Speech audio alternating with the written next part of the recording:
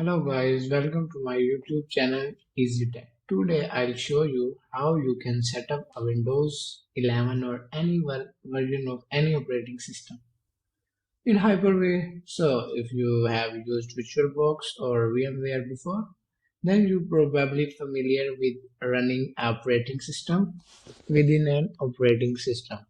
However, Hyper-V is built into Windows and probably has very good support and performance compared to other third-party products because it's Microsoft developed piece of software, especially if you are gonna be running Windows inside of Windows. Now we are gonna create our first virtual machine. This is my Hyper-V manager page.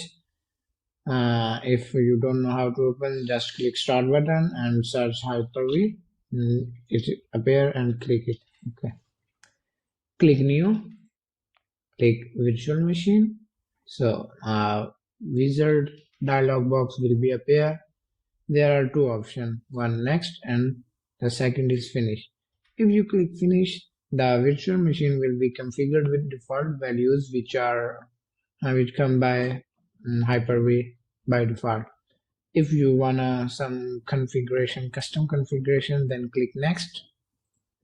Here you can give name. I'm giving Windows 11, and also you can change the location where Hyper-V will store these files, virtual machine files. So if you have enough space in your C drive, then you leave it by default. If you have not enough space, then choose another disk. So I have maximum space. Now specify generation 1, generation 2. So we are installing Windows 11, so we will choose generation 2. Generation 2 supports 64-bit and it is the latest, so just click next. There you can assign memory. I'm giving 4 GB. I don't know what the exact digits are, so I have typed only 4000 MB. This is the important part. Use dynamic memory for this virtual machine.